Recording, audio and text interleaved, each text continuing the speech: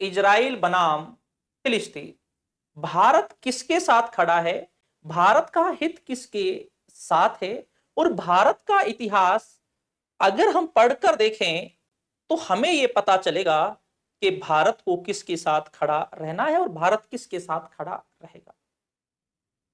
जो मासूम जो लोग हैं, निम्न शिक्षित जो लोग हैं, कम पढ़े लिखे जो लोग हैं, उनके हिसाब से सरकार फैसला नहीं लेती है। सरकार पिछला इतिहास देखते हुए, अंतरराष्ट्रीय संबंधों को देखते हुए सारे फैसले लेती है।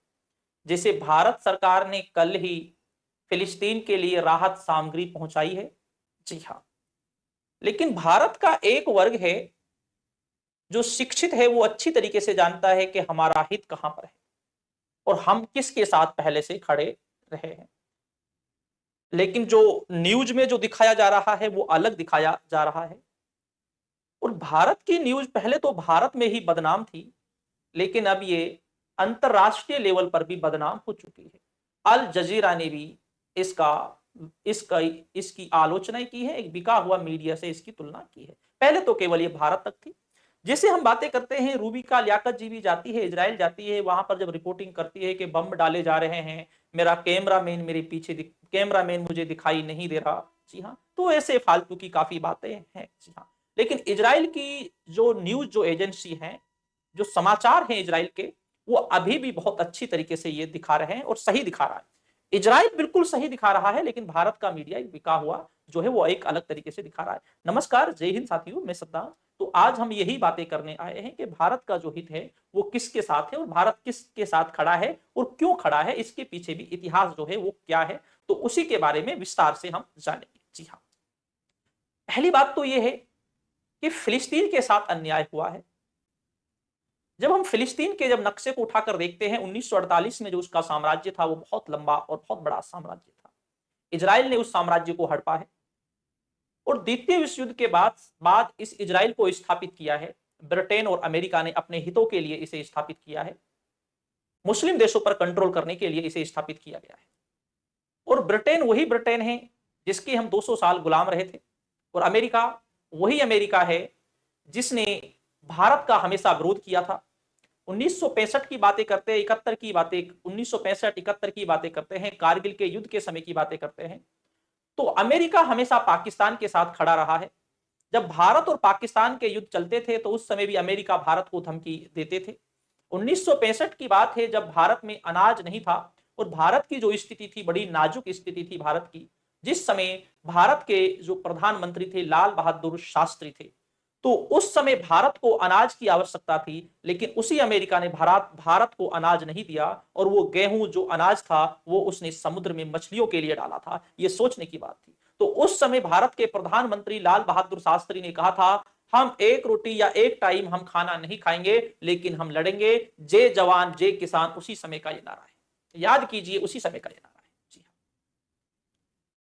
भारत के साथ हमेशा रूस जरूर खड़ा रहा था, लेकिन अफसोस की बात है इस समय भारत का रूस से अच्छा संबंध नहीं है। ये बड़ी अफसोस की बात, और रूस हमारे बिल्कुल पास स्थित है, याद रखना ये बात। इसके बाद अब हम अरब देशों की, खाड़ी देशों की बातें करते हैं। तो सद्दाम हुसैन की जब हम बातें करते हैं तो सद्दाम हुसैन और भारत का संबंध बड़ा अच्छा रहा है। सद्दाम हुसैन इंदिरा गांधी को हमेशा बहन कह के पुकारा करते थे। जी हाँ, तो अरब जो देश हैं और खाड़ी जो ये देश हैं, अर्थात खाड़ी जो देश है, जब हम इनकी बातें करते हैं, पाकिस्तान भारत के युद्ध में भी इन्होंने अक्सर भारत का साथ दिया है। जब भारत की मुद्रा को लेना बंद कर दिया गया था, उस समय विवाद चल रहा था, तो उस समय ईरान ने कहा था कि हम रुपए में ही आपको तेल देंगे। डॉलर के स्थान पर ईरान ने यह स्वीकार किया था कि हम रुपए में आपके लिए तेल देंगे। ये सोचने की बात थी, रुपए में हम आपके लिए तेल देंगे, ये ईरान ने कहा था।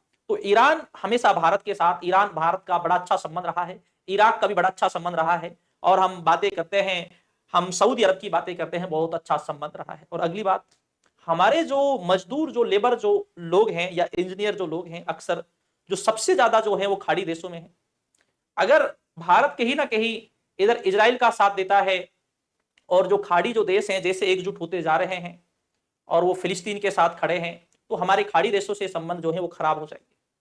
हर बारीकी को देखना होता है, और ऐसा नहीं है कि ये भक्त मासूमों की, मासूम जो भक्त हैं उनकी बातों के आधार पर इंटरनेशनल रिलेशन बनाया जाता है। इंटरनेशनल रिलेशन में सारी बातें देखी जाती है। आप लोगों को जो ये भड़का रहे हैं न्यूज वाले, वो इस समय इसलिए भड़का रहे हैं क्योंकि चुनाव आने वाले हैं, एक माहौल तैयार किया जा रहा है और एक मुसलमानों के खिलाफ एक माहौल जो तैयार किया जा रहा है, मेन वजह वो है। अगली बात, अगर ये युद्ध थोड़ा बढ़ता है तो याद रखना जो रूस है और चीन है वो हमें फिलिस्तीन के साथ खड़े रहेंगे, ये भी याद है। क्योंकि रूस और यूक्रेन का संघर्ष चल रहा है, रूस अच्छी तरीके से जानता है, क्योंकि जो यूक्रेन को जो नाटो में शामिल करने की जो बातें चल रही थी उसमें अमेरिका ने वो बातें की थी, और अगर यूक्रेन नाटो का सदस्य बन जाता तो रूस के लिए बिल्कुल खतरा था, बिल्कुल पास में था। रूस और यूक्रेन का संघर्ष चल रहा है और रूस से अमेरिका से इस समय इनकी दोनों की जो दुश्मनी है वो छुपी हुई नहीं है। इनकी दुश्मनी आज की नहीं, इनकी दुश्मनी बहुत पुरानी दुश्मनी है।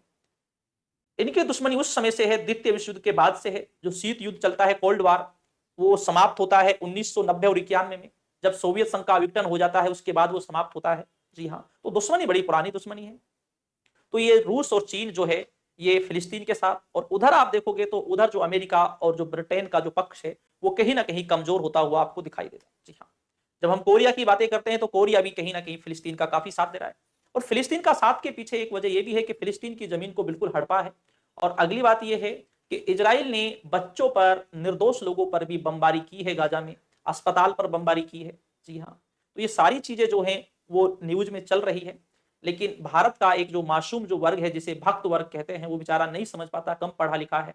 जी हाँ, वो कभी तो इजराइल यहूदियों का संबंध भारत से, हिंदुओं से जोड़ देता है, यादव कुल के बता देता है, कभी कुछ बता देता है, पता नहीं कहाँ तीर कमान चला रहे हैं, समझ में नहीं आता। एक मुसलमानों से एक इतनी नफरत पैदा हो चुकी है, वो पता नहीं किस किस तरीके से मुसलमान के खिलाफ कोई भी न्यूज होनी चाहिए वो उस तरीके से वो चलाते हैं। लेकिन जो भारत का जो आईएएस वर्ग है, जो उच्च वर्ग है, जो शिक्षित जो वर्ग है, इंटरनेशनल संबंध बनाने वाला जो वर्ग है, जी हाँ, वो ये बेहतर तरीके से जानता है कि हम सच क्या है, हमें सच का साथ देना है, वो अच्छी तरीके से जानता है। हम जब महात्मा गांधी जी की बातें करते हैं तो उन्होंने भी कहा था, जैसे फ्रांस फ्रांसीसियों का है, जैसे जैसे ब्रिटेन अंग्रेजों का है, उसी तरीके से फिलिस्तीन जो है, फिलिस्तीन अरबों का है। ये बातें महात्मा गांधी जी ने कही थी। अटल बिहारी वाजपेयी जी का भाषण उठाकर देखेंगे तो उसने ये स्पष्ट कह दिया था कि हम फिलिस्तीन के साथ खड़े हैं। तो भारत पहले से ही फिलिस्तीन के साथ खड़ा है।